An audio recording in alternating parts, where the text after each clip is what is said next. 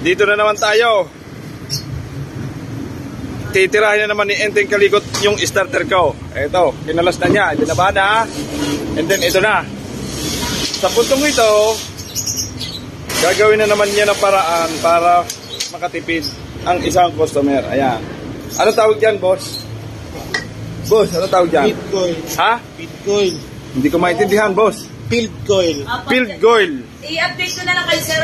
So, medyo may kamahalan kung palitan yan. So, gagawin niya na niya ng paraan. Ayan na, oh. Nangyari sa akin, grounded. Diba? So, ano gagawin mo remedyo? Ay, papalitan natin bakal. Ha? Papalitan natin bakal. Pinalitan na lang ng bakal. Para masunog ulit. Para hindi nila ang bumili lang siya ng bago. So, yan ang pinaka-remedyo. Yan, boss. Anong naging diferensya ng starter? Grounded. So, grounded daw. Ito ang may difference. Ang tawag dito, field goal? Field goal? Goal, yan. So, ginawa na namin yan ng paraan para hindi magpalit ng bago. Ayan na. Karamihan dyan. Sinasabi, palit na ng bago. Ayan, ang starter na Pajero. So, ito na.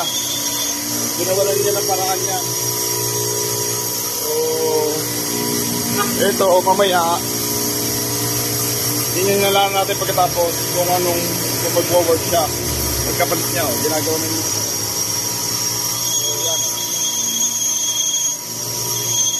Yung part niya, ginagawa niya ng remedyo. Mamaya na lang, susunod na video ang final natin, ha? Ito. Kaya, ano tawag dito? Ano tawag? Ano tawag? Ha? Ano tawag dito? Kabo. Field coil nga. Pit coil. Pit coil. Yan. Pinalitan niya na nito. Niremedyohan na niya. Ito sira ko. Yung sa akin. So, tinakita niyo. Parang nag-improvise siya. Nag-improvise siya ng parts. Yan. At yan na. Nag-improvise, ha? Para makatipid, ha? Ayan. Dito lang yan kay Ray Electrical Center. Si Enteng Kalikot. Ayan, Enteng Kalikot.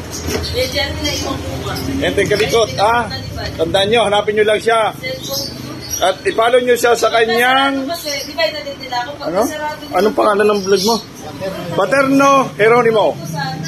Babaguhin lalagyan natin na ng Enteng Kalikot na yan. Paterno Jeronimo, Enteng Kalikot. Ayan. Bakit niya yan, ha? Yan, dinodrawing na niya. Ibig sabihin, ginagawa niya na para hindi ko mas malaki. Masintabi tayo sa mga ano dyan. Ito, vlog lang ito at saka para makatulong din sa kapwa. Ayan, tingnan nyo, ha? Pit coil. And then, nag-i-improvise siya, nagdo-drawing siya. Magaling din siya mag-drawing. At magaling din siya magluto. Ayan, naalala ko nga pala. Ayan. Paano? Hintayin na lang natin mamaya pagkatapos. So, susunod daw. Ito yung part 1. Part 1 ng starter ng Pajero ko. Ayan, Pajero. Ayan, dito lang yan kay Ray Electrical Center. Okay.